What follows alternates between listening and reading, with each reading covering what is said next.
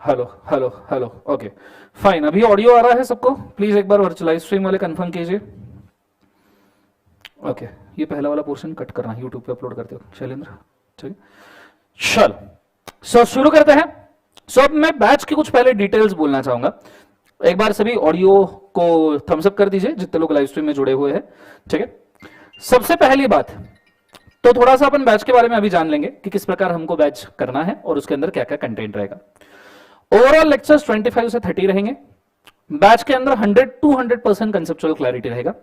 During the batch, after the concept, अगर आपको कोई दिक्कत भी आता है तो आप बिंदास उठ के पूछ लेना। 1 मिनट के लिए पागल कहला जाओगे कोई दिक्कत नहीं, पर अगले 6 महीने तक कहला जाओगे बहुत दिक्कत है। ठीक है, तो जो भी है, जिधर से भी पढ़े हो, जैसे भी पढ़े हो, पर आप बिंदास पूछ लो, डरने की कोई जरूरत नहीं है। तुमने कोई भी सवाल पूछा, आंसर देना मेरा काम है। तुमने पूछा सर गधे को पैर कितने, मैं बोलूंगा ओके 4। मैं 5 बोलूंगा, 6 बोलूंगा, उससे कोई फर्क नहीं पड़ता, डिपेंड्स किसने कितने देखे। बोलो हाँ है ना, तो तुमने आंसर देना है। सेम प्रॉमिस मुझे तुमसे भी चाहिए। मैं अगर तुम्हें कोई सवाल पूछ रहा हूं तो तुमसे मुझे आंसर चाहिए, क्योंकि देखो तुम्हारी मूर्त पत्थर वाली नहीं है। तुमको ऑलरेडी ठोक ठोक के बहुत जमा कर दिया इधर उधर से। अब वो बने हुए मूर्त में मेरे को और कुछ तुम्हें नक्शे काम करना है, समझ रहे हो तुम? तो टास्क बिकम डिफिकल्ट। तो मेरे को पहले यह समझना जरूरी है कि तुम्हारे दिमाग में चल क्या रहा है। अगर मैं ये जान लूंगा तुम्हारे दिमाग में चल क्या रहा है तो उसको मैं ठीक कर सकता हूं। ठीक है, तो उसको अगर मुझे ठीक करना है तो मुझे पहले जानना जरूरी है कि तुम्हारे दिमाग में एक्चुअल चल क्या रहा है। आर यू अंडरस्टैंडिंग मैं क्या कह रहा हूं? जोर से बोलो एक बार, यस और नो। तो मैं कोई भी सवाल पूछूं, जैसे मैंने तुमको बोला गधे को पैर कितने, बोलो कितने। ये हुई बात। कोई 5 बोला मैं डांटूंगा नहीं, देखा हो सकता है उसने, उसकी मर्जी। समझ में आ रहा है सबको? हाँ है ना, कोई प्रॉब्लम नहीं। अपने को 5 बोला, मेरा काम है ये प्रूव करना कि नहीं भाई 4 ही होता है। आर यू अंडरस्टैंडिंग मैं क्या कह रहा हूं? जोर से बोलो यस और नो। ये चीज को तुमने अच्छे से याद रखना। नाउ हम क्लास में आए हैं तो क्लास के कुछ रूल्स, जितने लोग ज्वाइन हो रहे हैं, ठीक है, वो अपने को मानना जरूरी है, क्योंकि उसके सिवा क्लास फंक्शन नहीं कर सकती। रूल नंबर 1, अपन 4:15 बजे शार्प शुरू करेंगे एवरीडे 4:15 को, क्योंकि इसके पहले जो आदमी लेक्चर लेता है वो टाइम पे छोड़ता नहीं है कभी। ठीक है, तो अपन शार्प 4:15 बजे, बहुत एक्सपीरियंस है मेरे को पिछले 5-6 साल का। 4:15 बजे शार्प अपन लेक्चर शुरू करेंगे। तुम्हारा काम ये बनता है इसके पहले के लेक्चर में 3:45 बजे से तुम चिल्लाना शुरू कर दो, छोड़ दो छोड़ दो, तो जाकर तुम 4 बजे छूटोगे। ठीक है, तुमको भी 15 मिनट का एक ब्रेक मिलेगा टू गेट रिफ्रेश्ड, और फिर अपन लॉ पढ़ना शुरू करेंगे। ठीक है, 4:15 बजे। 4:15 बजे अगर कोई लेट आता है तो थोड़ा सा 2 मिनट बाहर खड़े रहना, अगर आपको मेरी आवाज आ रही है तो, क्योंकि आने वाला तो शाहरुख खान होता है। लो मैं आ गया, सब उसी को देखते हैं, मुझे तो भूल ही जाते हैं। उसमें भी कोई लड़की रही तो हो गया काम, आया ना। तो ऐसे सिचुएशन में कोई आ रहा है तो 2 मिनट बाहर खड़े रहना। ठीक है, मैं आपको एंट्री दूंगा, उस पीरियड में आपको कुछ मिस हो रहा है उसको सॉल्व भी मैं ही करूंगा। ठीक है, डोंट वरी। दूसरा रूल नंबर, आपके सेलफोन्स मुझे साइलेंट चाहिए, जैसे मेरे भी साइलेंट मोड पे ही रहेंगे। ठीक है, सो आपके सेलफोन्स मुझे साइलेंट चाहिए। ड्यूरिंग द लेक्चर कोई सेलफोन्स को ऑपरेट नहीं करेगा। तो आप चार्ट कॉपी कर रहे हो, गुफ्तगू कर रहे हो, या कोई यहाँ पे आके बहुत मस्त सुंदर गाना गा रहा है कि तुमसे सहन ही नहीं हो रहा, ठीक है, तो इट इज योर चॉइस। ठीक है, that's not a issue. But पढ़ाते वक्त सेलफोन्स यूज नहीं करना। किसी ने सेलफोन यूज किया तो उसका सेलफोन में कॉन्फिस्केट करेगा और 24 घंटे उसके ऊपर चैटिंग भी मैं ही करेगा। फिर मेरे को बोलना सर मेरा मस्त चल रहा है तुमने बिगाड़ दिया। समझ में आ रहा है सबको? हाँ है ना। तीसरा वाला, एक रजिस्टर मेंटेन करना 200 पेजेस का। ठीक है, अब उसमें से कितना लगेगा we never know, but 200 pages का रजिस्टर मेंटेन करना। थोड़ा सा मैं तुमको ये भी बोलूंगा, इस फास्ट ट्रैक बैच में we are also starting with answer writing practice on daily basis. पहले एक हाथ लेक्चर तो नहीं होगा, बट लेक्चर 2-3 से शुरू हो जाएगा। तो उसके लिए अगर आप सेपरेट रजिस्टर मेंटेन कर सकते हो तो दैट विल बी बेटर।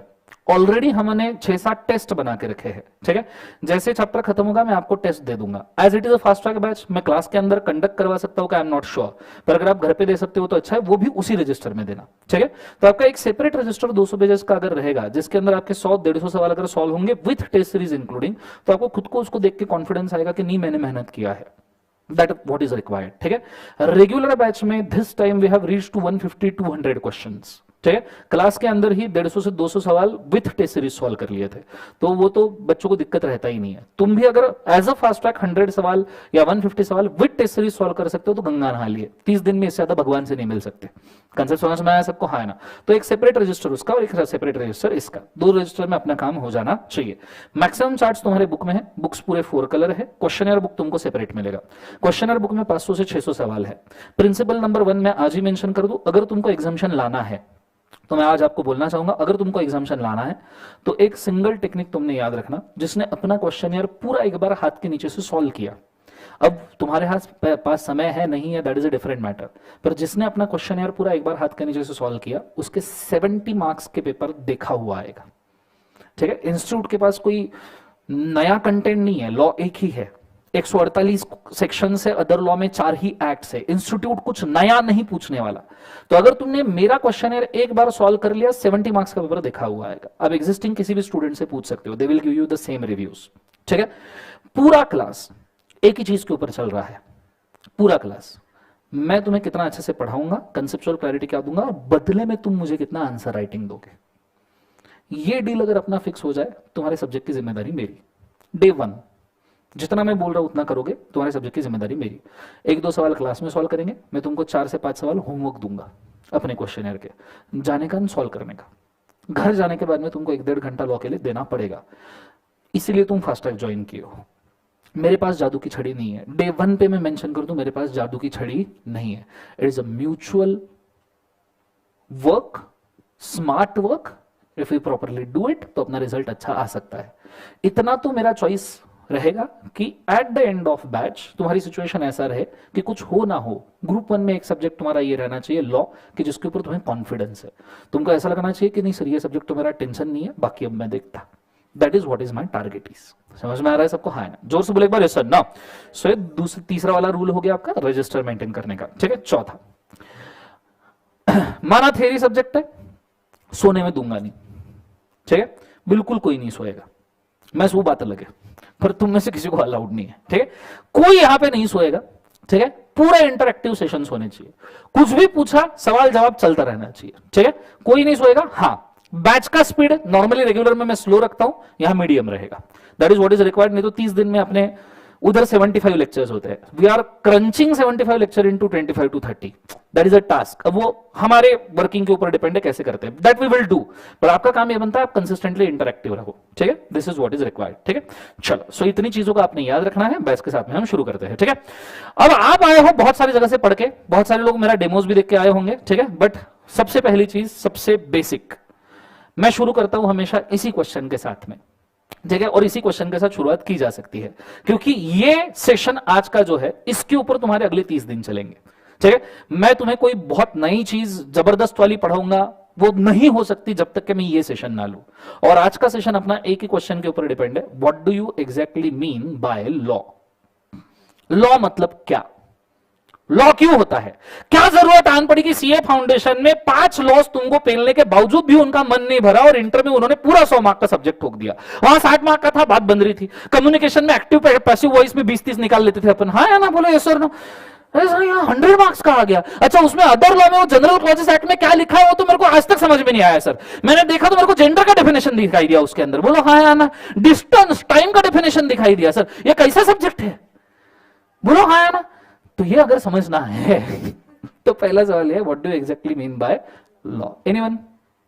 जवाब तुमको देना, मैं आगे बढ़ूंगा, मैं बैठ जाऊंगा इधर। 30 के 60 लेक्चर हो, मेरे को चलता, तुमको चलता होगा तो बैठो शांति से। बोलो, what do exactly mean by law. Rules. Okay, भाई बोल रहा है rules, law is rules. Anyone more? बोलो, इरशाद। राइट प्रोसेस, किसी चीज को अचीव करने का right process. Okay fine, anyone more? बोलो बोलो, कह रहा तुम्हारे मूर्ति को तहस नहस किए बगैर कुछ नहीं बन सकता यहां पे। ठीक है, बोलो, पूरा कुछ भी बोलो। मैं तुमको लॉ पूछा, तुम लव बोल दो, कोई प्रॉब्लम नहीं अपने को जीवन, तुम बोलो पर। हाँ, yes, what is law? Rules and regulation governing a set of activity. जैसे income tax act income tax को गवर्न करता है, कंपनीज एक्ट कंपनी लॉ को गवर्न करता है। Right? Okay, I will rephrase my question. ठीक, थोड़ा सा रिफ्रेश करता हूं सो दैट तुम थोड़ा बेटर समझ पाओ। When I ask you what do you exactly mean by law, I don't mean to ask you what is a treatment. I don't mean to ask you what is a symptom. I am asking you what is a disease. मुझे रोग बताओ जिसके वजह से law आया है। जैसे मेरे भाई ने बोला रूल्स इज अ लॉ, थोड़ा सोचिएगा, इजी है। रूल ये डिसीज है या रूल्स ये ट्रीटमेंट है? भाई ने बोला set of rules to govern a specific thing, तो ये डिसीज है या ये ट्रीटमेंट है? तुम्हें जब बुखार होता है, अभी आया था ना कोविड, तो कोविड इज अ डिसीज जिसके ऊपर डॉक्टर ने रूल लगाया सुबह शाम दिन रात खाना नाश्ता ब्रेकफास्ट डोलो 650। बोलो हाँ है ना? नो, सुबह रात दिन रात, वो प्रिस्क्रिप्शन जो दिया दैट इज अ लॉ, वो रूल है, क्योंकि तुम्हारे set of specific rules to govern your corona, that prescription becomes law. बोलो हाँ ना? I am asking you what is a disease? Corona क्या है? मत पूछो सर, 2 साल चले गए। Okay, what is a disease? क्यों लॉ? क्यों, क्या जरूरत पड़ी? अच्छे रह रहे थे जीवन में, खेती वेती कर रहे थे, खाना वाना खा रहे थे, उधर प्राणी वाणी मिले 2-4 मार के वो भी खा लिए, जिंदगी अच्छी चल रही थी, क्यों लॉ चाहिए? यस, प्रॉब्लम फेस हुए इस वजह से लॉ बना। ओके, प्रॉब्लम्स फेस हुए, लेट्स डिग डीप। प्रॉब्लम आए तो क्या होता है? तुम लाइफ में जब प्रॉब्लम फेस करते हो तो क्या लगता है, क्या होता है लाइफ में? प्रॉब्लम एकदम ऊंच नीच चलते रहता है, मेंटल पीस डैमेज हो जाता है, समझो ब्रेकअप हो गया, समझो तुम्हारा जीवन में ऐसा होना। मैं तो ब्लेसिंग देता हूं, जीवन में एक बार ब्रेकअप होना चाहिए।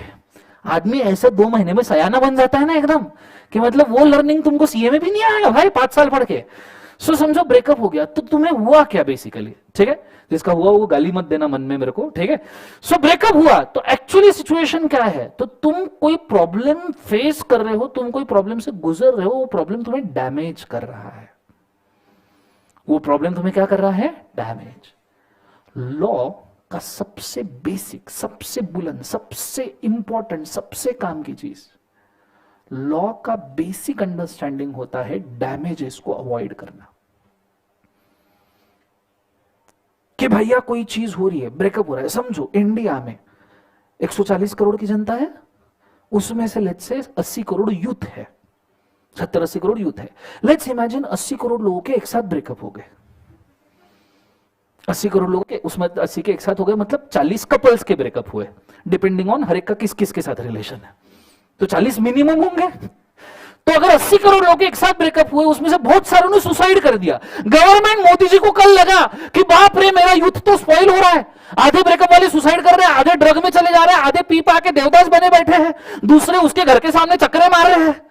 बोलो हाँ है ना? तो मोदी जी को लगा this needs to stop, otherwise youth will go have a, India में काम कौन करेगा अगर यूथ ये करेगा तो?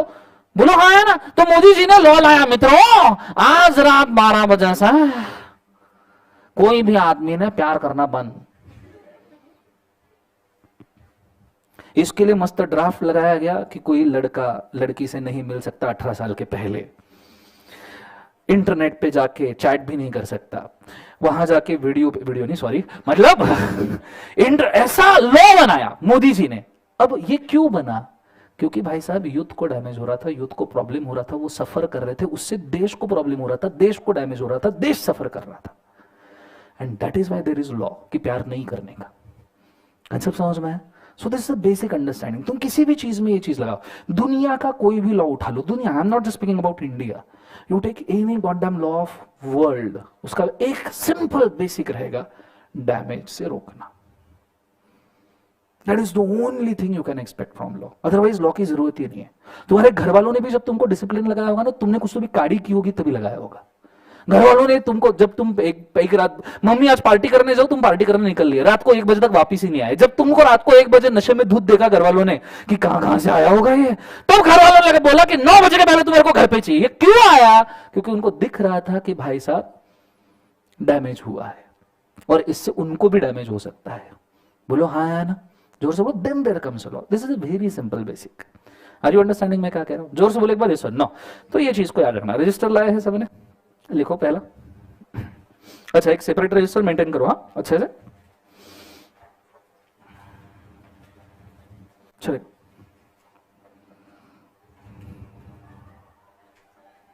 यस, एसी बंद करना है, ठंड लग रहा है? ठीक है, 2 मिनट देना मेरे को सिर्फ। ओके, सो सबसे पहला सेंटेंस लिखना, क्वेश्चन लिखना, what is law. Live stream में सबको समझ में आ रहा है? कृपया एक बार कंफर्म कीजिएगा गाइस। लाइव स्ट्रीम में सबको आइडिया आ रहा है? ये सीएमए वालों के लिए भी लेक्चर्स एप्लीकेबल है बेटा। सवाल है व्हाट इज लॉ, ठीक है, उसके अंदर लिखना law basically means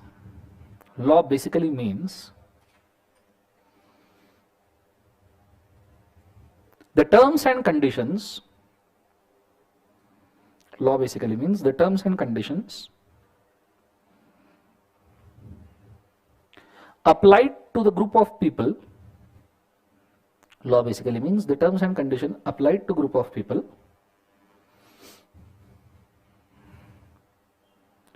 so as to avoid damage to them,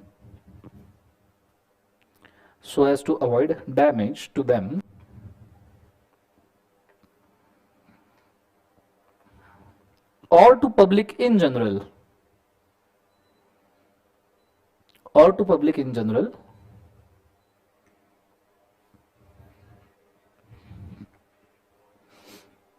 is called as law.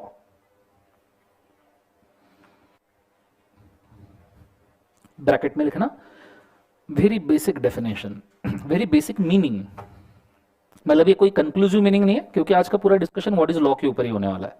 सो एक मैंने से ब्रीफ देके रखा कि what you should understand as a law, ठीक है.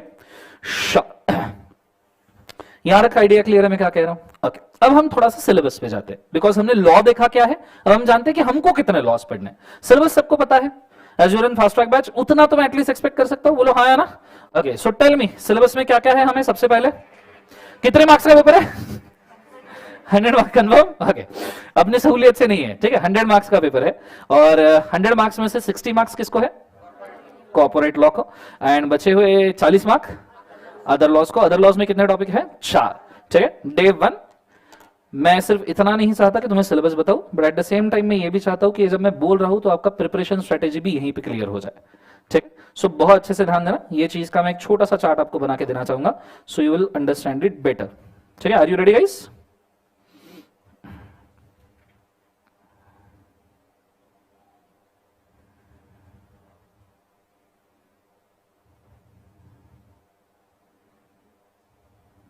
One second.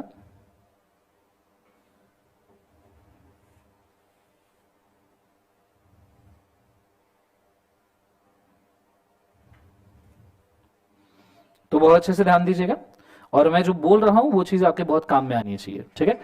मैं नॉर्मली रेगुलर बैच में पहले ही सेशन में ये चीजें नहीं बोलता बिकॉज रेगुलर बैच के स्टूडेंट्स का मेंटालिटी होता है कि उनको सबसे पहले बेसिक्स अंडरस्टैंडिंग की जरूरत है, but you are already set with some terms. So इस सेशन को मैं थोड़ा सा 5वें 6वें सेशन से पहले खींच रहा हूं. सो यू शिल गेट एन अंडरस्टैंडिंग तुम्हें प्रिपेयर किस लेवल पे करना है, ठीक है. सो अगर मैं बात करूं तो हमारे सिलेबस की, हाँ एक और बात, मेरी स्पेलिंग एकदम खतरनाक है. तुमने यूएस इंग्लिश सुना है? यूएस इंग्लिश सुना है ना? United state English. UK English सुना होगा. जैसे यूएस इंग्लिश होता है, यूके इंग्लिश होता है, वैसे डीके इंग्लिश होता है. दर्शन खरे, ठीक है. मेरे स्पेलिंग एकदम मस्त है, मतलब तुम मेरे को कोई भी चीज बोलो मैं उसका नया स्पेलिंग बना के दे सकता हूं अर्जेंटली, ठीक है. तो मेरे स्पेलिंग के ऊपर बिल्कुल मत जाना, उतने तुमको आते हैं मेरे को मालूम है. मैं मेरे सीए फाइनल के एग्जाम के वक्त 1 महीना पहले सिर्फ स्पेलिंग लर्न कर रहा था, पढ़ाई मेरी हो गई थी. समझ में आ रहा है सबको? हाँ ना? फिर भी मेरे को याद नहीं हुए, ठीक है. सो मैं कुछ भी लिखूं तो मान लेने का कि ये सही एकदम 100% सही है, तुमको जो झेपता है उसके हिसाब से लिखने का, ठीक है. ये क्यों बोला? क्योंकि मेरे को सिलेबस का स्पेलिंग याद नहीं आ रहा, इसलिए. आई गेस यही होना चाहिए.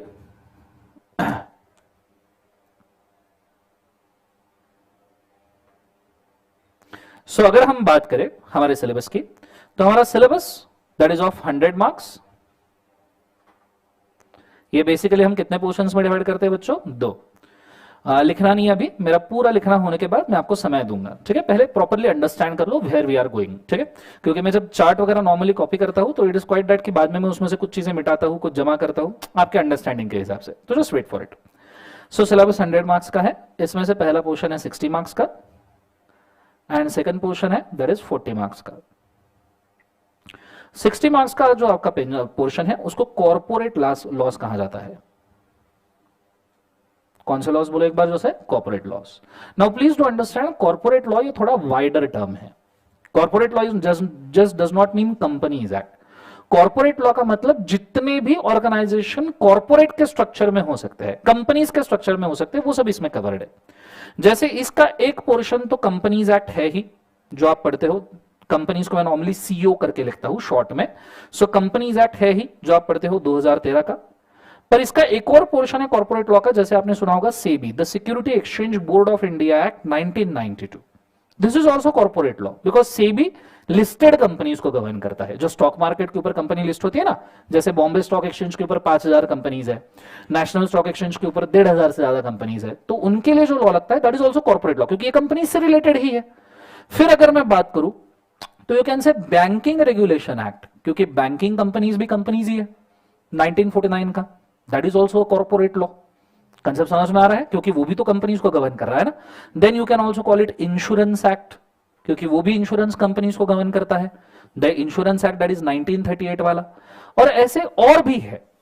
बट हमारा बेसिक जो अंडरस्टैंडिंग है, जैसे मैं इवन आपको बोलूं तो आपने जो फाउंडेशन में पढ़ा एलएलपी एक्ट 2008 वाला, LLP act that is also corporate law because LLP is a body corporate. Limited liability partnership तुमने अगर पढ़ा होगा तो इट इज बॉडी कॉर्पोरेट, तो that is also corporate law. So corporate law तुम्हारा सिलेबस का जो नाम है कॉर्पोरेट एंड अदर लॉज, तो कॉर्पोरेट लॉ का मतलब इतने सारे लॉज होते हैं। अब इतने सारे तो हमारे सिलेबस में नहीं है, हमारे सिलेबस में इसमें से सिर्फ एक आता है, वो कौन सा है बोले एक बार, जो है companies act. Now any one of you whether can tell me कि कंपनीज एक्ट में टोटल सेक्शंस कितने हैं, क्योंकि एंड चैप्टर्स कितने हैं, क्योंकि हमें यह समझना पड़ेगा कि क्या पूरा कंपनीज एक्ट हमें एप्लीकेबल है या कुछ पोर्शन हमें एप्लीकेबल है, और कितना एप्लीकेबल है, और छोड़ा तो कितना छोड़ दिया, क्योंकि कभी ना कभी तो पढ़ना पड़ेगा। तुम बनने जा रहे हो सीए, तुम्हें अगर बेसिक कंपनीज का ही अंडरस्टैंडिंग नहीं है तो तुम कहां से जानोगे कि क्या करना है। So can you tell me how many sections are there रफली कंपनीज एक्ट में? चलो बहुत बढ़िया, that is a very accurate answer. आपको टोटल नंबर ऑफ सेक्शंस जो है वो है 470, ठीक है। How many chapters are they divided into? There are 29 chapters. कितने चैप्टर्स है बोले एक बार? 29। कुछ चैप्टर पैदा होने के पहले ही मर गए, ठीक है, क्योंकि वो इंप्लीमेंट कर ही नहीं पाया डिपार्टमेंट, जैसे सिक इंडस्ट्रियल कंपनीज का चैप्टर वगैरह, तो वो भी मिला के 29 है, ठीक है। एक दो प्लस माइनस होंगे, वो टाइम टू टाइम अमेंडमेंट के हिसाब से होते हैं। अब इसमें से सीए इंटर पे तुम्हें कितने एप्लीकेबल है सेक्शंस? तो दैट इज अ 148। अब 148 इज अ डिजिट नंबर। इसमें से भी 10-12 सेक्शंस डिलीट हुए हैं और 2-4 ऐड हुए हैं, तो विल सी कौन से 10-12 डिलीट हुए। हर चैप्टर में आपके नोट्स में स्टार्टिंग में मैंने लिख के रखा है कि ये चैप्टर में से 5 सेक्शन डिलीटेड है, so you don't have to bother about it, but रफली डिजिट नंबर वाइज 148, ठीक है। एंड उसमें से टोटल चैप्टर्स जो आपको एप्लीकेबल है वो कितना है बोले एक बार, जो है 10 चैप्टर्स। Are you understanding? इसका मतलब ये होता है कि भाई साहब still there is a portion of near to 320 sections other than this 148 जो आपको पढ़ाया जा सकता है, ठीक है। अब कब तो पढ़ाया जा सकता था सीए फाइनल पे, अब सीए फाइनल में ही लॉ नहीं है, तो माइट भी तुम्हारी ही एक ऐसी बैच रहेगी, तुम्हारी और नवंबर 23 वाली, तुम ही एक ऐसे पर्सन रहोगे जिन्होंने कंपनीज एक्ट के सिर्फ 148 सेक्शंस पढ़े होंगे, तो तुमको बचे हुए 320 सेक्शंस माइट भी तुम पढ़ोगे ही नहीं, क्योंकि तुमने अगर मई 23 में एग्जाम क्रैक कर लिया, जब तुम फाइनल पे जाओगे तो फाइनल में कंपनीज एक्ट है ही नहीं, तो तुम तो 320 सेक्शन पढ़ ही नहीं रहे हो ना बचे हुए, फिर तो तुम्हारा वो तो लॉस हो गया। सर लॉस छोड़ो, नहीं पढ़ना है मजा आ गया सर, ये खुशखबरी अभी दे दी तुमने। तो बच्चा ऐसा नहीं है, कंपनीज एक्ट तुम्हारा कोर एरिया है, ठीक है। यू नीड, कब ऐसे नहीं पर कैसे ना कैसे तो पढ़ना ही पड़ेगा। आर्टिकलशिप में पढ़ना पड़ेगा, आर्टिकलशिप के बाद पढ़ना पड़ेगा, जॉब करते वक्त पढ़ना पड़ेगा, बिकॉज इसको पढ़े बगैर ऑप्शन नहीं है जीवन में, ठीक है। अभी वो ये सोच रहे हैं कि भैया पूरा कंपनीज एक्ट पूरे 470 सेक्शन उठा के सीए इंटर पे डाल दे, क्योंकि फाइनल में उनको नहीं रखना है। इसका मतलब क्या है? ये एग्जाम में पास होने का है बाकी कोई मतलब नहीं है, क्योंकि ये एग्जाम में पास होना बहुत जरूरी है, नहीं तो 470 झेलने पड़ेंगे। आइडिया क्लियर है? डोंट वरी, अपन अच्छे से करेंगे इसको, ठीक है। सो 10 चैप्टर्स हमें एप्लीकेबल है, but this you should keep in mind as a professional also कि भाई साहब ये बच्चे हुए जो 19 चैप्टर है वो कहीं ना कहीं पल्ले पढ़ने पड़ेंगे, ठीक है। ओके, अब ये इस पूरे सिचुएशन के लिए आपको 60 मार्क्स है। कितने मार्क्स है बोले एक बार? 60, ठीक है। बेसिकली प्रिपरेशन स्ट्रेटेजी आपका नियरली ऐसा होना चाहिए, ये 60 मार्क्स का 10 में से आप गिन चुन के कुछ 6 चैप्टर सिलेक्ट कर लो, ठीक है। इन 10 में से भी मैं आपको बोलूंगा 6 चैप्टर सिलेक्ट कर लो जो बड़े चैप्टर्स है, जो आपको 40 मार्क्स के लिए आते ही है। 6 चैप्टर्स 40 मार्क्स के लिए आते ही है। इन चैप्टर्स में आपका मास्टरी होना चाहिए, मास्टरी का मतलब इनका हर सवाल तुमने पढ़ा है, हर सवाल लिखा भी है, तो इसे मास्टरी कहते हैं। लैंग्वेज मास्टरी किसको कहते हैं? ऐसा कब कहते हैं कि तुमको इंग्लिश पूरा अच्छे से आता है, जब तुम उसको बोल भी सकते हो और लिख भी सकते हो, उसे मास्टरी कहते हैं। तो हम इसको मास्टरी कह रहे हैं, लॉ का मास्टरी। अगर आपको ये 6 सब्जेक्ट्स का 6 चैप्टर का मास्टरी चाहिए तो इसमें आपको 40 मार्क, ये 40 में से आपको 35 मिलने ही चाहिए। अगर आपका मास्टरी है तो ये 40 में से 35 आपके होने चाहिए। ठीक है, ये प्रिपरेशन का सिंपल स्ट्रेटेजी है। ये 40 में से 35 चाहिए ही चाहिए। बचे कितने? 20 मार्क। चलो 20 में से हमको 7-8 भी मिले तो भी हम पास है। मतलब सिर्फ कंपनी लॉ के बेसिस पे भी पास हुआ जा सकता है, if you do it very appropriately, plan करके। समझ में आ रहा है मैं क्या कह रहा हूं? जोर से बोलो यस और नो। सो इसमें से आपने 7-8 मार्क्स भी ला लिए तो आपका काम हो गया ना, 35 + 7 8 पासिंग निकल गया। पर इस क्लास में तुम पासिंग के लिए नहीं हो, ठीक है? बचे हुए 40 और है ना, राइट? ये 40 में तुमको 4 चैप्टर्स है, 4 चैप्टर्स में 3 लॉज, ठीक है? तुम्हारा वो बचपन वाला सबसे favourite, the Indian contract act, 5 special contracts, agency, guarantee, bailment, pledge, बोलो हाँ है ना, इंडेमनिटी, श्योरिटी वगैरह, ये छोड़ने का ही नहीं। और लकीली इसका वेटेज 10 मार्क के आसपास है। इसमें अगर तुमने मिट्टी खाई तो उसे मिट्टी खाना नहीं कहते, उसे किलो किलो से मिट्टी खाना कहते हैं। समझ में आ रहा है मैं क्या कह रहा हूं? क्योंकि ये तुम बचपन से पढ़ रहे हो कॉन्ट्रैक्ट एक्ट, तुम्हें इसका बेसिक पता है। चलो ठीक है, कॉन्ट्रैक्ट नहीं होंगे पर तुमको पता है ये एक्ट कैसे गवर्न होता है। So this should be your forte, इसमें कोई दो मत एडजस्ट नहीं किया जाएगा। फिर दूसरा वाला जिसका तुमने अकाउंटिंग किया है बचपन में, negotiable instruments act. Actually personally मुझे पूछो तो ये लॉ आउटडेटेड है, क्योंकि तुमको पढ़ाया जाता है bill of exchange, promissory note. तुमने तुम्हारी जिंदगी में देखा कभी bill of exchange, promissory note? तुम्हारे छोड़ो, मैंने मेरी जिंदगी में कभी नहीं देखा। समझ आ रहा है तुम्हें? चेक देखा होगा, चलो ठीक है, उतने प्रोविजन प्रैक्टिकल है वो रखनी चाहिए, तो अभी भी bill of exchange promissory note पे ले जा रही है, तो प्रैक्टिकली इम्प्रैक्टिकल लॉ है, ठीक है? पर इसका वेटेज बहुत तगड़ा है। प्रॉब्लम वो है 15 मार्क्स, तो इसको भी बहुत तगड़े लेवल से करना पड़ेगा। कुछ ऐसे टॉपिक है जिसके ऊपर सवाल आता ही है, cheque, holder in due course, dishonour, इसके खास खास बोल दूंगा, वही उसी में से आएगा, ठीक है? वो ये 15 में से अपन इसमें ज्यादा टारगेट नहीं करेंगे, अपन 10 मार्क। इधर कॉन्ट्रैक्ट के मेरे को पूरे 10 चाहिए, याद रखना। नहीं मिले तुम्हारा पेपर मैं लेके चल जाऊंगा, याद रखना जीवन में, ठीक है? ये इस पे कोई दो मत नहीं हो सकता। समझ में आ रहा है? वो साउथ इंडियन मूवी में होता है ना, एक आता छोटा मोटा सा विलन जिसको हीरो एक कान के नीचे बजा के भगा देता है, इट इज लाइक दैट। इससे झगड़ने का नहीं है, इसको कान के नीचे बजाने का, गायब, ठीक है? थर्ड वाला, द जनरल क्लॉजेस एक्ट।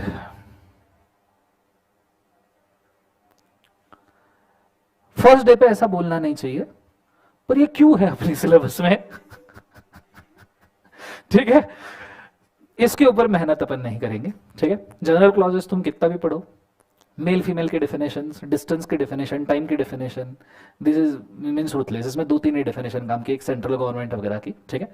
तो इसके ऊपर ना समय वेस्ट करो ना टाइम वेस्ट करो। मैं तुम फास्ट ट्रैक में, इसलिए मैं रेगुलर बैच में ये नहीं बोलता, फास्ट ट्रैक में इसलिए इसको तुम ऑप्शन में छोड़ देना। और जिसको पढ़ना भी है, मैं फर्स्ट डे बोल रहा हूँ, इसके 2 लेक्चर में रिकॉर्ड किया, मैं तुमको दे देंगे, खुद के सहूलियत से पढ़ लेना, समय वेस्ट करने का नहीं। क्योंकि तुम पढ़ोगे तो भी तुम्हारी गारंटी नहीं, तुम क्या, ऐसा नहीं तुमको समझेगा नहीं, बट समझना और लिखना इसमें बहुत फर्क है। तुमको किसी ने पूछा सेंट्रल गवर्नमेंट का डेफिनेशन बताओ, बोलना आसान है, मोदी जी बोलो हाँ है ना, तुमको बोला लिखो, फिर पप्पू बन जाते हो तुम। बोलो हाँ है ना, यस और नो, लिख पाओगे इसी का डेफिनेशन? It's difficult. ये लॉ ही थोड़ा सा अजीब है, ठीक है? तो सी, जो खुद कीचड़ में हो ना, वो चिल्ला के गाना नहीं गा सकता। टू बी फ्रैंक, हम सब है, इंक्लूडिंग यू, मी भी, क्योंकि मैंने जिम्मेदारी लिया है तुम्हारा, तो हम सब कीचड़ में खड़े रह के गाना नहीं गा सकते, ठीक है। Right now survival is the best option. तो ये अपने सर्वाइवल में नहीं आता, ये लग्जरी में आता है। मेल फीमेल पढ़ना इज ए लग्जरी, समझ में आ रहा है सबको। तो इसको अपन ऑप्शन में छोड़ेंगे, अपन इसके ऊपर मेहनत नहीं करेंगे। Fourth, the interpretation of statute. ये लॉ तुमने पढ़ा होगा,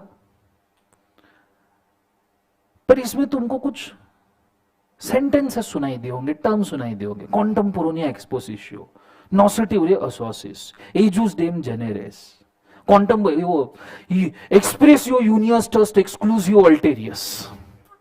जो तुम्हें मैं सीए कर रहा हूं ना, तुमने लॉ पढ़ा होगा और तुमको कुछ याद नहीं होगा। ऐसा नहीं तुमको थोड़ा बहुत समझा होगा, थोड़ा बहुत नहीं समझा होगा, कुछ याद नहीं होगा। मैं इसके लिए आपको बेस्ट ऑप्शन दूंगा, मैं इसके कुछ पॉइंट्स लिखवा के दूंगा, उतने ही पढ़ने हैं, उस पे पूरे मार्क्स मिलेंगे, गेम ओवर। मैं जितने लिखवा के दूंगा उतने, दैट्स ऑल। ना तुमको समझने में दिक्कत होगी, ना तुमको पढ़ने में दिक्कत होगी, सिर्फ मैं जितने बोलूंगा उतने करने के, आंखें बंद करने का, दिमाग नहीं लगाने का, और जाके वो एग्जाम में लिखने का। तुमने उतना क्या, मार्क्स की जिम्मेदारी मेरी। कंसेप्ट समझ में आया? टेस्टेड वेरीफाइड ओके फॉर्मूला है। क्योंकि तुम इसको मॉड्यूल से पढ़ने जाओगे तो दूसरे दिन मॉड्यूल उठा के फेंक दोगे, तीसरे दिन मेरे को भी उठा के फेंक दोगे लेक्चर के साथ, कि क्या पढ़ा रहा करके। तो मैंने जितना बोला उतना, समझ में आया पक्का? तो ये अपन लॉ पूरा करेंगे अच्छे से।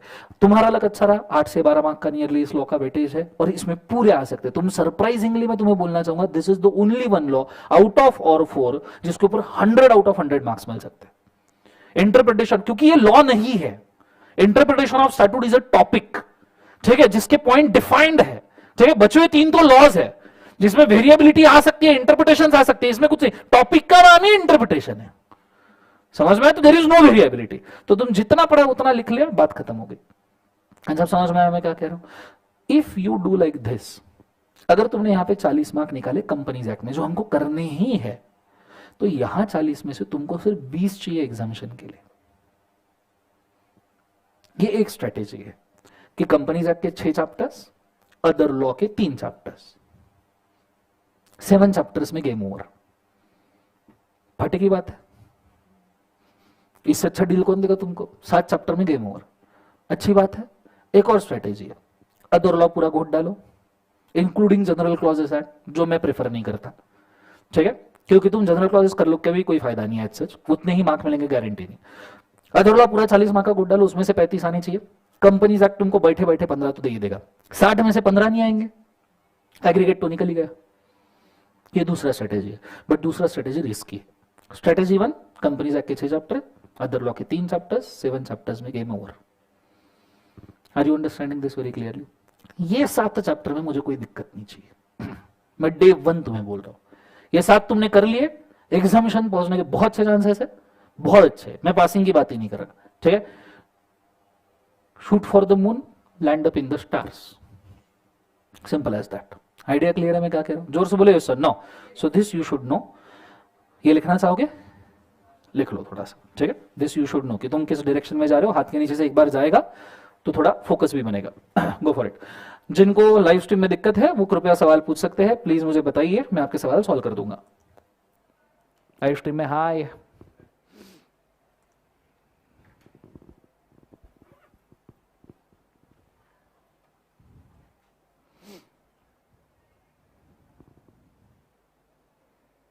अच्छा एक छोटा सा नोटिस है, मंडे है आज, मंडे के लेक्चर्स आपके थोड़े से शॉर्ट रहेंगे स्पेसिफिकली, ठीक है। आज का लेक्चर जैसे आपका 5:30 तक ही रहेगा, सिर्फ मंडे का। रीजन ये है कि मंडे को we have some process at our home, पूजा वगैरह रहता है 6 बजे, so I have to rush on the Mondays only, ठीक है। बाकी टाइम आपका उल्टा एक्स्ट्रा ले लिया जाएगा, ठीक है।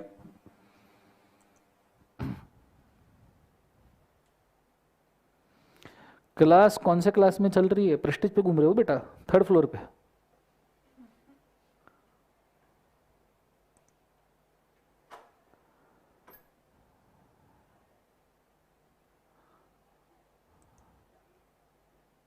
आ जाओ बेटा, अंदर आ जाओ।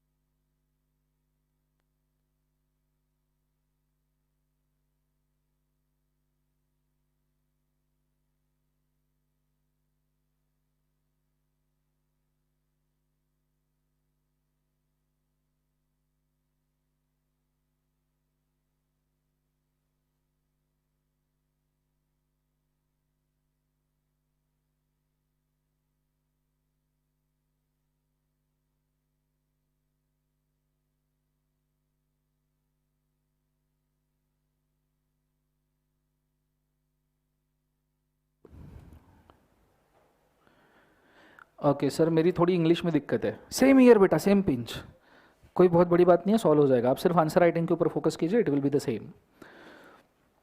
Duration of batch is 25 to 30 lectures, 2 hours each.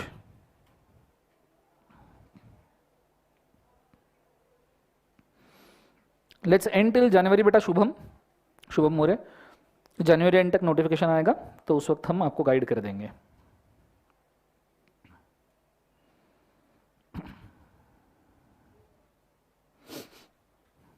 लिख लिया सबने? चलो डन।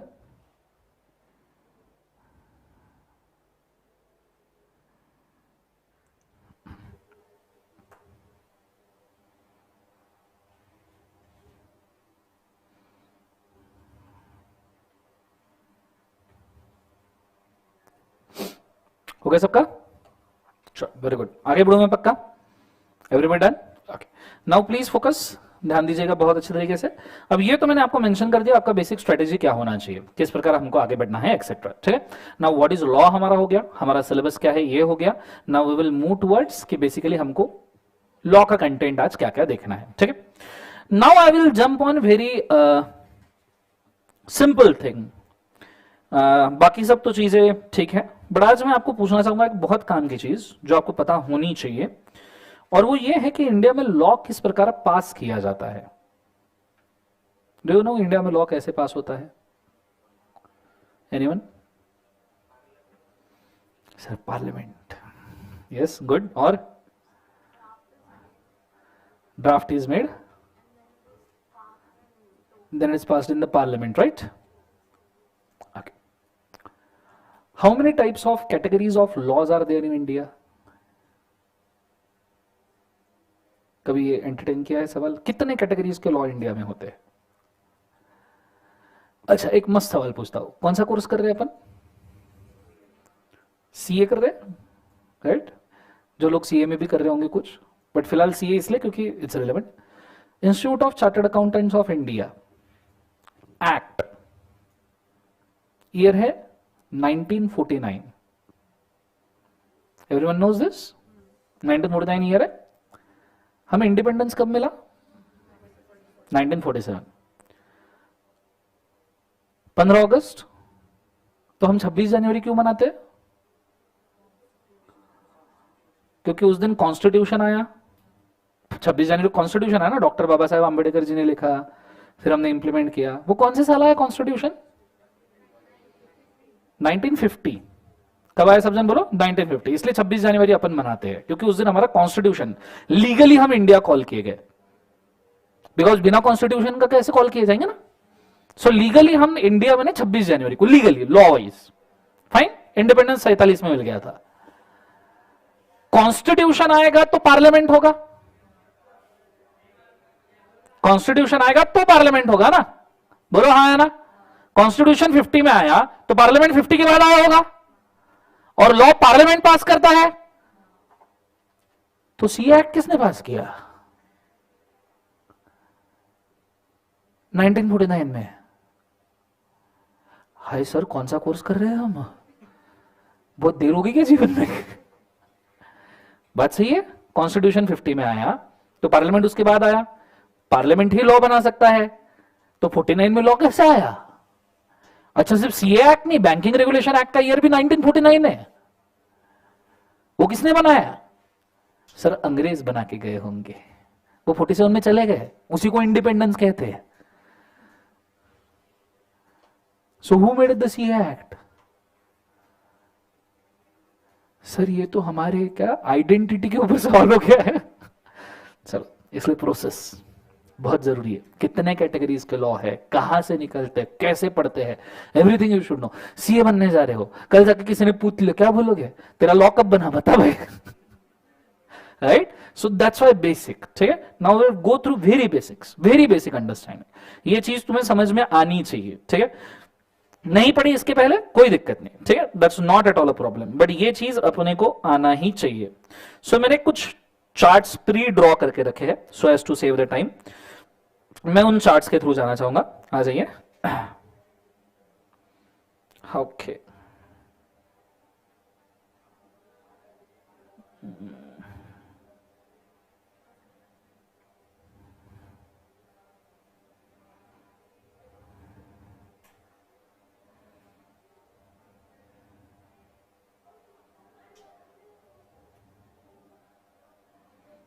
कंपनी लॉ, मुझे 1 मिनट देना सिर्फ जुड़ने के लिए।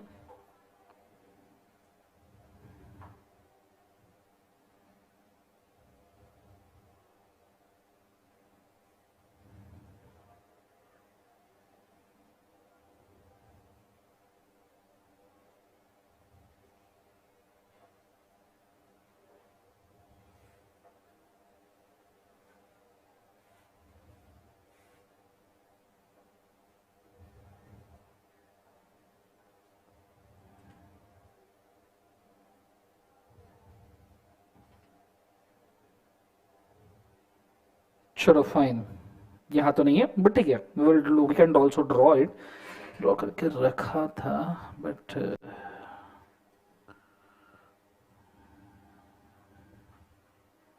चलो fine, let's draw it itself, ठीक है, टेंशन ही नहीं रहेगा।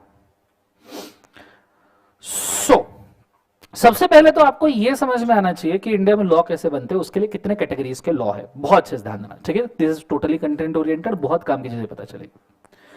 अगर आपको यह समझना है कि what is a process to pass the law,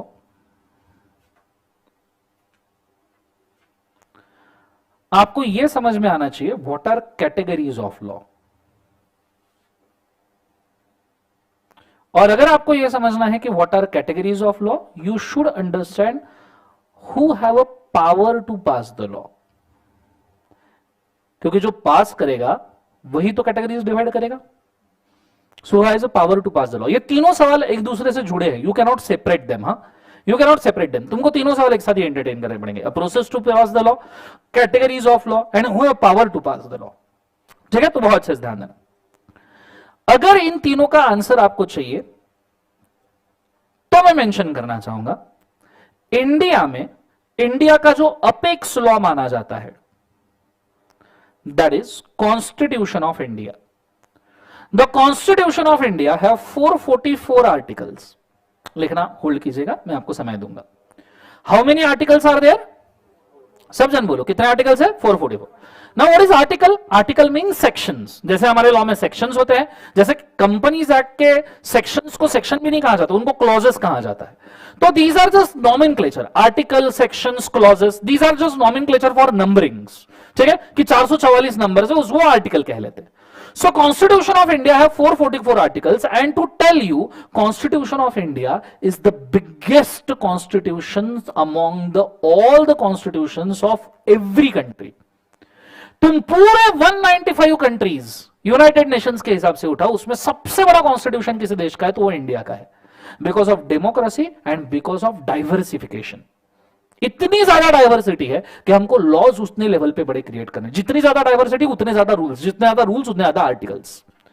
so 444 articles जो कॉन्स्टिट्यूशन ऑफ इंडिया के है, उसमें से ये हमारा अपेक्स लॉ है, this is our base law, जो चीजें जनरेट, क्योंकि इसने इंडिया को इंडिया बनाया है।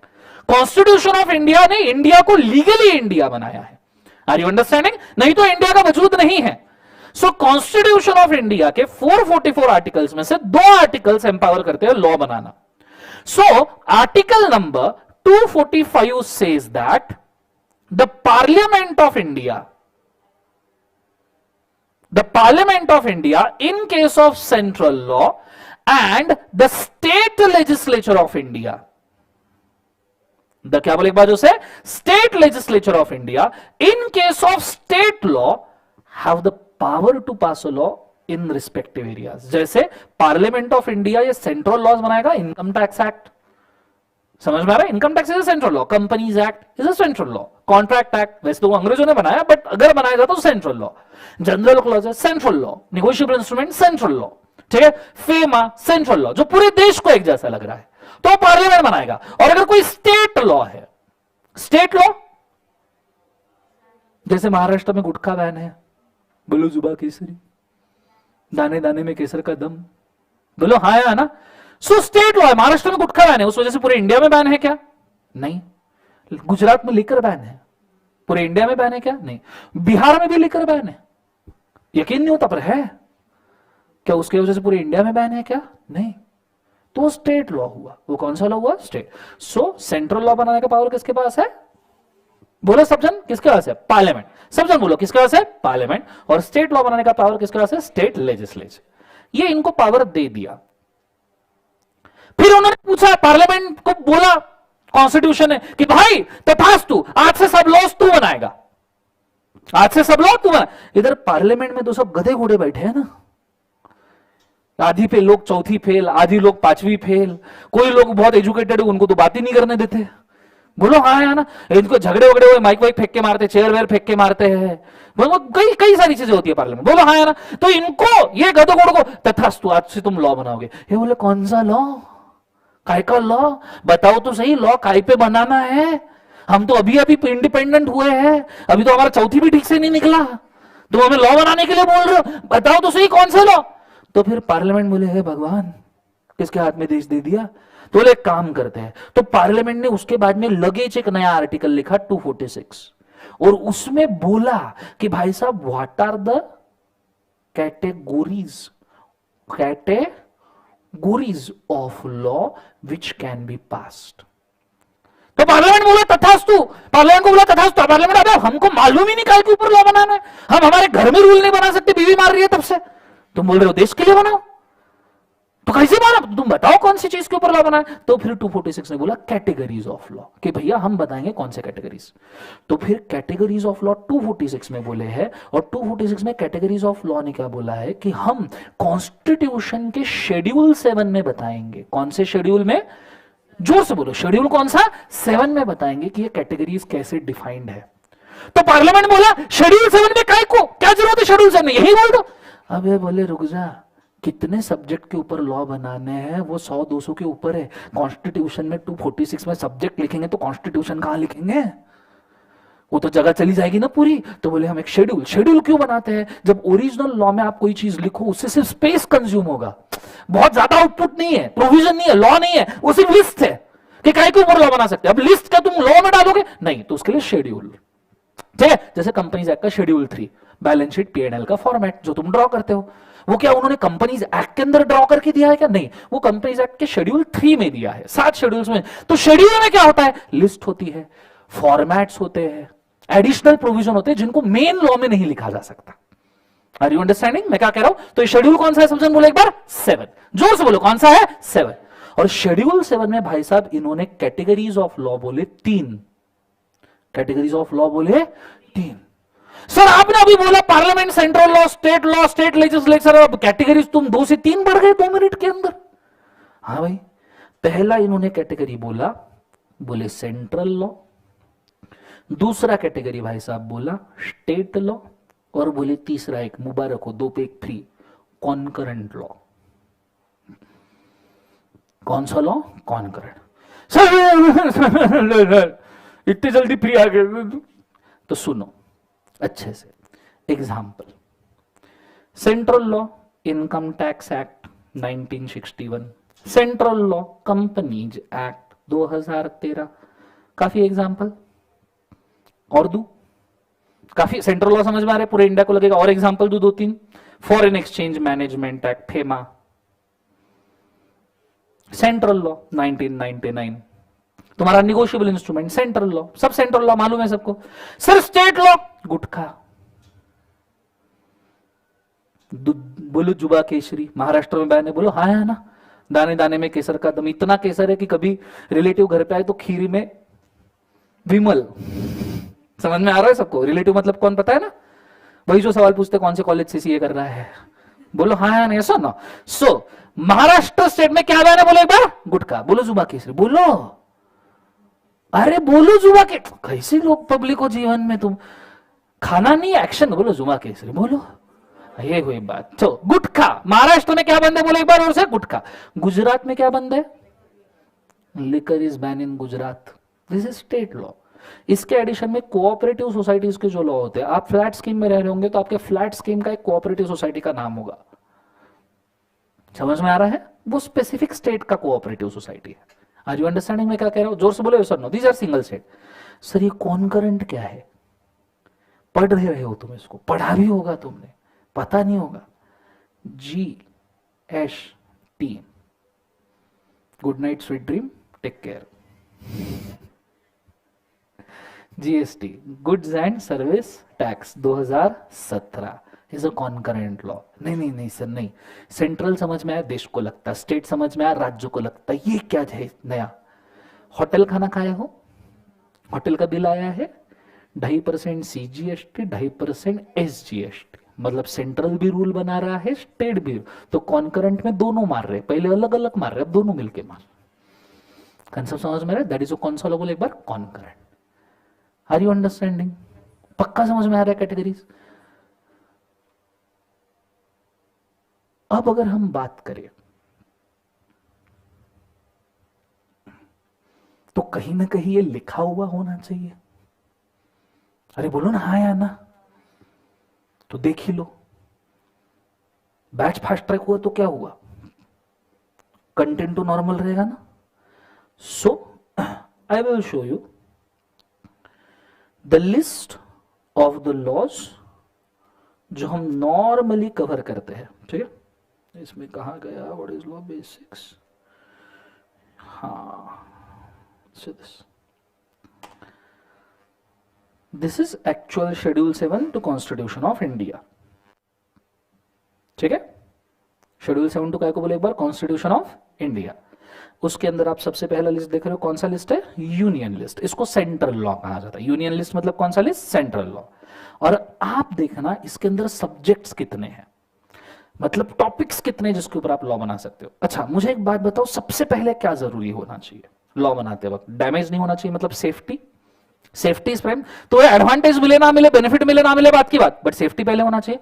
तो तुम स्टार्टिंग के लॉज के नाम पढ़ के देखो, defence, naval, deployment, delimitation, naval, armed, atomic energy, industries, central bureau, diplomat, councillor, united nation. देखो यहां तक के टॉपिक नंबर 12-13 तक के सिर्फ सेफ्टी वाले लॉस चल रहे हैं, सब डिफेंस वाले। अब वो बात करेंगे बेनिफिट की, मतलब आपको क्या क्या वो दे सकता है, गवर्नमेंट आपको क्या क्या दे सकता है। तो देखो फॉरेन जुरिस्डिक्शन से 16 से सिटीजनशिप आपको मिलता है, extradition, admission, pilgrimage, railways. Now railways is not a safety, railways is privilege. बोलो हाँ या ना? हाईवेज, शिपिंग, अभी हाईवेज बन रहे हैं तगड़े एकदम, गडकरी बोला ऐसा ना, तो अब वो एडवांटेजेस की बात कर रहे हैं। So these are topics. और ये ऐसे टोटल मैं आपको बताऊं ना, तो ये सभी जितने आपके इवन इनकम टैक्स एक्ट, हर लॉ जो आप पढ़ने वाले हो या आपने पढ़ा हो या जो लॉ इंडिया में लिखा हुआ है वो इस लिस्ट में से आ रहा होगा। अगर हम कंपनीज एक्ट पढ़ रहे हैं ना, तो see this subject number 43, subject number 44, ये सब्जेक्ट के अंदर कंपनीज एक्ट बनाया गया है 2013। हमने पूरे 148 सेक्शन पढ़ लिए, हमको मालूम ही नहीं कौन सा सब्जेक्ट में बनाया। सो this is entry number 43, 44 of the union list, जिसके अंदर कंपनीज एक्ट को पार्लियामेंट में बनाया है। This is union law. उसके अंदर लिखा है देखो, incorporation regulation winding up of the trading corporation including banking. इसलिए मैंने कॉर्पोरेट लॉ की डेफिनेशन के अंदर आपको बैंकिंग इंश्योरेंस भी बताया था, including banking, insurance, financial corporation, but not including cooperative societies. 44 incorporation regulation corporation, whether or not trading with the object confined to one state, trading हो ना हो, profit making हो ना हो, section 8 company, वो भी कवर किया गया है। So this is where your companies act is created. Concept समझ में आया? उसके बाद में बैंकिंग रेगुलेशन एक्ट देखो, 45 में बैंकिंग रेगुलेशन एक्ट है आपका, निगोशिएबल इंस्ट्रूमेंट एक्ट का एंट्री इमीडिएटली आता है 46 में, negotiable instrument act, bill of exchange, cheques, promissory notes वाला लॉ, तो आपका वो भी लॉ 46 एंट्री में कवर्ड है। फिर स्टॉक एक्सचेंज, सेबी वाला लॉ 48 में, स्टॉक एक्सचेंज वाला लॉ। तो आप कोई भी सेंट्रल लॉ, यूनियन लॉ उठा के देख लो, ये इन्हीं एंट्रीज में से फंसेगा। ऐसे यूनियन लॉ के कितने सब्जेक्ट्स है सर टोटल? सब पढ़ाओगे जीवन में? नहीं बेटा, सब नहीं पढ़ाएंगे, इतना समय नहीं है। 97 सब्जेक्ट्स है, हमने अपने वाले काम के याद रखने के 43, 44, 47 ये हमारे काम के, ये हमारे सिलेबस के। कंसेप्ट समझ में आ रहा है सबको? 97 सब्जेक्ट्स। कितने सब्जेक्ट्स है बोले एक बार? 97। ये तो सेंटर के हो गए। नाउ स्टेट लिस्ट कि राज्य में क्या क्या। अब देखो राज्य में भी पहले सेफ्टी, राज्य में भी पहले सेफ्टी चाहिए ना। अब आपने हमेशा देखा होगा हर राज्य की पुलिस अलग होती है। क्यों होती है अलग? See this, public order. Second police, क्योंकि हर राज्य का पुलिस अलग है, पब्लिक ऑर्डर अलग है। स्टेट गवर्नमेंट का पुलिस और पब्लिक ऑर्डर अलग जाता है, ट्रैफिक पुलिस भी अलग जाता है, प्रिजन्स भी हर राज्य के अलग होते हैं। तो उन्होंने सबसे पहले सेफ्टी के लॉज डाल दिए, फिर उसके बाद में benefits, public health, pilgrimage, intoxication of liquor. Liquor is also part of state. जैसे गुजरात ने बंद किया, महाराष्ट्र ने नहीं किया। महाराष्ट्र ने अभी टैक्स कम किया उल्टा लिकर के ऊपर। एक स्टेट तो ऐसा है जो लिकर के ऊपर ही चल रहा है, गोवा, तीर्थ क्षेत्र। कि तीर्थ सस्ता मिलता है ना वहां, उन्हें टैक्सेस ही नहीं लगाए क्योंकि उनको मालूम है टूरिज्म के ऊपर उनका पूरा का पूरा स्टेट चल रहा है। बोलो हाँ या ना। सो this is how it is being done, क्योंकि लिकर भी उनके हाथ में है। फिर लाइब्रेरीज, म्यूजियम, ऐसे स्टेट के कई सारे लॉज है, गुटका उटका भी उसके अंदर लिखा जाता है, सभी इंटॉक्सिकेशन वाले लॉज। ऐसे टोटल 66 एंट्रीज है स्टेट के। आप स्टेट के बारे में 66 ऐसे सब्जेक्ट है, 66 सब्जेक्ट जिसके बारे में आप लॉ बना सकते हो। And then there comes a concurrent law, ठीक है, उसमें भी पहले सेफ्टी सभी लिखा है, और फिर उसके बाद में उन्होंने जीएसटी वगैरह भी इसके अंदर आपको मिल जाएगा, आप थोड़ा सर्च करोगे। एंट्रीज है 47, कितने हैं 47। सो मुझे एक बार वापस बताओ, यूनियन लॉ में कितने एंट्रीज है बच्चों, जोर से बोलो कितने एंट्रीज है। So these are 97 subjects. State law में कितने सब्जेक्ट्स है बच्चों, 66 सब्जेक्ट्स। एंड कॉन्करेंट लॉ में कितने हैं, 47। भाई साहब ये जरूर पता होना चाहिए, तुम फास्ट ट्रैक पढ़ो, तुम रेगुलर पढ़ो, पर ये तो पता होना चाहिए ना। तुमको यही नहीं पता कि कहां से पास होगा तो क्या पढ़ाऊं मैं तुमको आगे, कंसेप्ट समझ में आ रहा है सब तो, हाँ ना। दिस इज वेरी बेसिक, और ऐसा नहीं मन गढ़न लगाया अभी टीचर ने, ये है, इसी सिस्टम में तुमको काम करना है अगले 30 साल, ठीक है। तो दिस इज मस्ट। कंसेप्ट समझ में आ रहा है मैं क्या कह रहा हूं, जोर से बोले एक बार यस और नो। आइडिया क्लियर है मैं क्या कह रहा हूं, इसको लिख लो, गो फॉर इट फास्ट।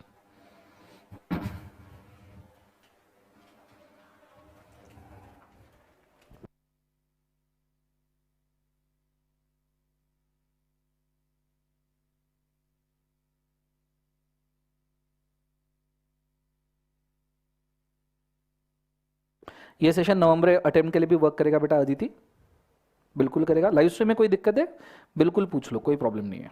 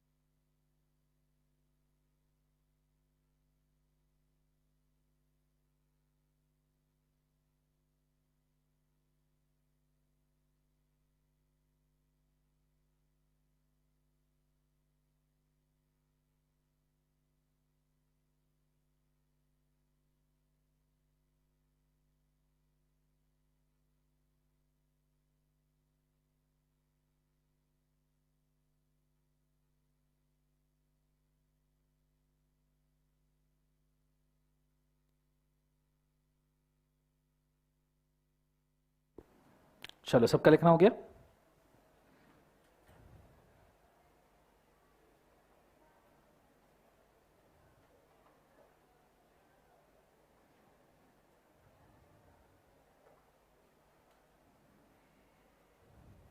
फिलहाल बेटा फास्ट ट्रैक ले लो वंशिका, आपका काम हो जाएगा।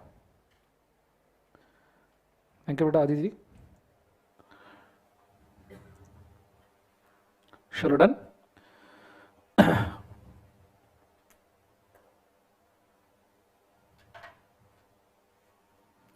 लिखना हो गया सबका, चलो बहुत बढ़िया। उसके नीचे नोट डालना।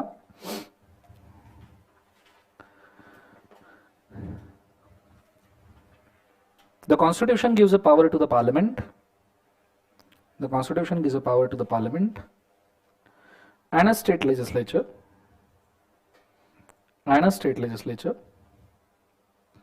to pass the laws in the India. To pass the laws in India.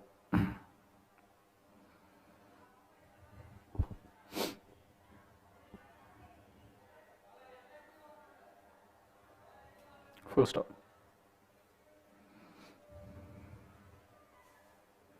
Every single law of the India, every single law of India is covered in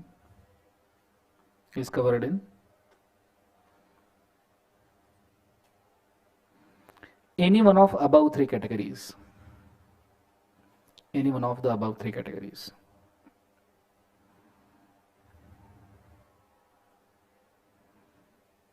Any one of the above three categories. Full stop. लिख लिया सबने? Done everybody? बोलो yes or no? Sure. Okay. So अब उसमें भी हमको सवाल का जवाब नहीं मिला है कि फिर institute of chartered accountants of India 1949 किसने पास किया? अभी भी सवाल का जवाब मिला क्या? जोर से बोलो.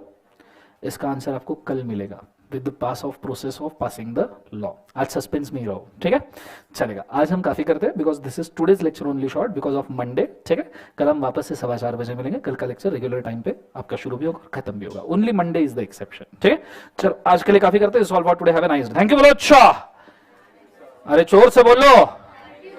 जोर से बोलो. बोला जय माता दी बोलना, ठीक है? सो जोर से बोलो. चलो good day. God bless you guys.